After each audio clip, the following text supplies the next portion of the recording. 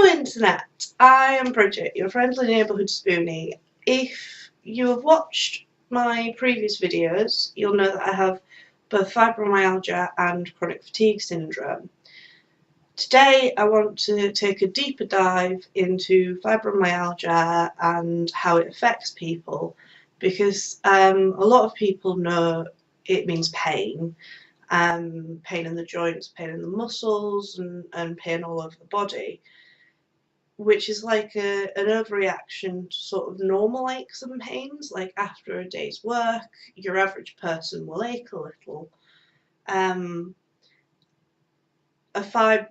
person with fibro that would be agony, or they would get that level of pain from doing very little. It's sort of your body takes what would be a normal reaction and goes, ah, and turns it up to 11. But not a lot of people know the wider effects, the other symptoms that come with it. So get ready for a deeper explanation on that. Symptoms and effects can affect the entire body, like the brain. I get memory problems. Fibro Fog, which I explained in a previous video, is like a smog on the brain, like your brain is just filled with cotton wool or something like that you struggle to think through, and it's difficult to get words out and explain yourself, and things that I would normally find fine. When I have fibro fog, I struggle with them. There's also sensory overload, which, if you don't know what that is, it's kind of a feeling like sort of sounds or feelings or anything like that are around you are just too much. Like certain noises set me off, certain, like too many people talking at once and all of that, and it becomes a cringe and inward like ugh feeling, and you get very tense and very uncomfortable, and until you leave that situation you just constantly feel ugh. Yeah, that's always a lot of fun. It also affects the muscles with obviously pain. That's the most obvious one. Pain all over the body, in your joints and your muscles, pain everywhere. Tension, which tends to happen, your muscles tense up, especially around places where you start feeling pain, which makes the pain worse, because the body goes, oh, there's a pain there, we'd better tense up. And because the pain doesn't go away, neither does the tension. But then also you get just your muscles tensing up for no apparent reason. For me, that's really bad in my neck and my back. I'll just constantly be tense, and not necessarily with any pain to go with it, just my muscles tensing up. Restless Leg Syndrome is another one. I've explained before a little about what that's about, but it's basically you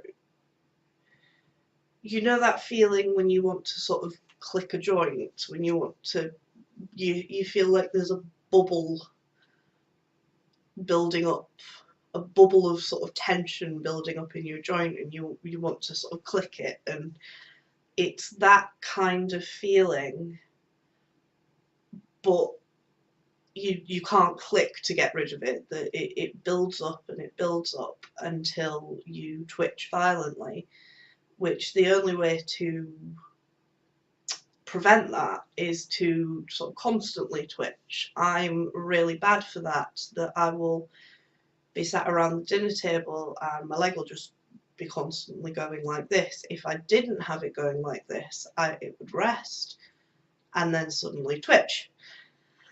It doesn't always just affect the legs. It seems, for me in personal It affects the legs more. It also affects my neck, which is really difficult when you're sleeping. I'm sort of laying down really comfortable and nice and about to drift off, and then my head just goes look. Other people, it affects their arms, their back, it affects a lot of the body. And that brings me on to sleep. You often get a lack of restful sleep, so even if you do manage to get a full night's sleep, it's not very restful, so you can still wake up after a perfect 8 hours and be exhausted. Insomnia as well, quite often kept awake from pain or just for no apparent reason. Sometimes my brain just won't shut up. Like, laid there in bed and suddenly I have to look up whether or not penguins have knees. Or my brain decides to supply me with the theme from Katamari Damacy, which is a brilliant song, but not exactly the best for getting to sleep. Restless legs, as I've mentioned before, does affect your sleep, body twitching, and then there's sleep apnea. Now, I have sleep apnea. It's a lot of people with fibro are prone to sleep apnea. I was given a CPAP machine by the hospital. If you don't know what a CPAP machine is, it looks like this. And it is the least comfortable thing that you could possibly try and sleep in. I tried to use it, I really did, but for 3 nights I put it on, I kept it on, I refused to go to sleep without it, and I just couldn't. 3 nights in a row, that's 4, no, 3 nights in a row, I stayed awake, I couldn't sleep, I ended up at the pharmacy in tears, begging them to give me something to please help me sleep. And after that experience and how horrible it felt, I came to the conclusion that I'd rather risk dying in my sleep than going through that again. One of the worst things about my sleeping pattern, other than, you know, the maybe dying in my sleep, is that I can't sleep in a bed with another person. I have had a lot of issues with relationships in the past because of that. If there's anyone else in the bed, I just can't sleep. Yeah. Now for the bit that I've been dreading, the embarrassing bit, toilet stuff. IBS, or irritable bowel syndrome, is quite common for people with fibromyalgia. It can make you constipated or make the opposite. It means that certain foods cause abdominal pain. Horrible, horrible abdominal pain. For me, it's chili or anything that's too spicy. It will leave me in crippling agony 15 to 20 minutes after I've eaten it. And I love spicy foods, I miss spicy foods so much, but it's just not worth the pain. On top of that, people with fibro tend to suffer from food intolerances. I'm lactose intolerant, even though I, for the most part, ignore that. It does, if I eat too much milk, it leads to problems I'm not going to go into further down the line. A lot of people have intolerances to different foods. And mental health. Most people with fibro suffer from depression and anxiety. I personally have suffered with depression and anxiety since I was around 14 or 15. I have been in and out of therapy and counselling since then, and the fibro has made it different to deal with.